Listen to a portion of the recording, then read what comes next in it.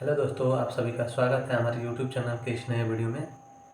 दोस्तों, आज की वीडियो में हम लोग पढ़ने वाले हैं प्रश्न संख्या 2 में दिया गया है कि आंधी आने से एक पेड़ टूट जाता है और टूटा हुआ भाग इस तरह मुड़ जाता है कि पेड़ का शिखर जमीन को छूने लगता है और इसके साथ 30 डिग्री का कोण बनाता है।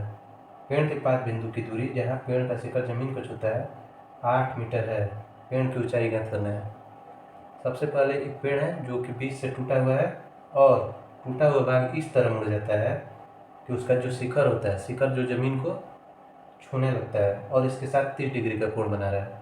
सबसे पहले एक पेड़ बनाएंगे जो कि उसके बीच का भाग टूटा हुआ है। जैसे ये बीच से टूटा हुआ है तो यहाँ तक और यहाँ से ये टूटा हुआ भाग ऐसे मुड़ जाता है, जो कि जो पेड़ का जो शिखर है ये जमीन को छू रहा है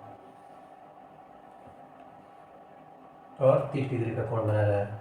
ये जो है 30 डिग्री का कोण बना रहा है। फिर आगे दिया गया है कि पेड़ का जो पाद बिंदु है, पेड़ का ये पाद बिंदु है और ये यहाँ पेड़ का शिखर छू रहा है इस बिंदु को। इन दोनों के बीच की दूरी 8 मीटर है। पेड़ का ऊंचाई ज्ञात करना है। तो यहाँ तक हम मान लेंगे कि पेड़ का ऊंचाई होगा जो कि टूटा हुआ भाग इधर से मुड़ के उसका शिखर जमीन को छू रहा है। इस पूरे ऊंचाई मान लेंगे इस पूरे बिंदु को, यहाँ से यहाँ तक के बीच की दूरी को। ये है ए,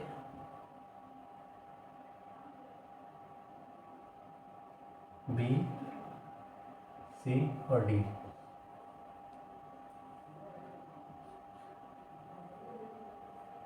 सबसे पहले इसको हम लोग H1 मानेंगे और इसको H2 मानेंगे। एक बार हम लोग BAC में त्रिभुज BAC में tan 30 ले लेंगे। tan 30 इक्वल टू लंब बटा आधार, तो लंब BA बटा AC। tan 30 का मान होता है 1/√3 और BA का मान दिया है H1 और AC का मान 8। यहाँ से H1 का मान हो जाएगा 8/√3 मीटर मान लेंगे इसको। इसी प्रकार हम लोग H2 ज्ञात करने के लिए फिर से एक बार त्रिभुज BAC लेंगे। त्रिभुज BAC में इस बार हम लोग कॉस का यूज करेंगे क्योंकि आधार और कौण का काम है। तो हम लोग cos 30 इक्वल टू आधार बटा कौण, तो आधार AC और कौण BC दिया है। यहाँ पर cos 30 का मान होता है √3/2 और AC का मान 8 दिया है और बटा में BC का मान H2 दिया है।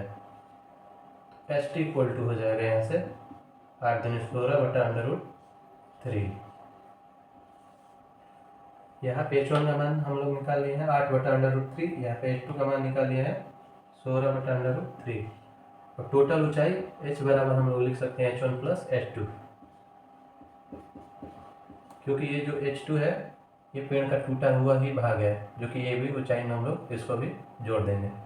H1 का मान निकला है यहाँ पे 8/√3 और H2 का मान निकला हुआ है 16/√3। जब भी अगर यहाँ पे 20 बराबर होता है इन दोनों को जोड़ देते हैं, तो 16 8 24/√3 ऊपर नीचे प्रमेयीकरण कर देंगे हम लोग। तो यहाँ पे होगा 24/√3 और यहाँ पे 3, 3 8 24। तो यहाँ पे देख सकते हैं हम लोग 8/√3 आंसर होगा।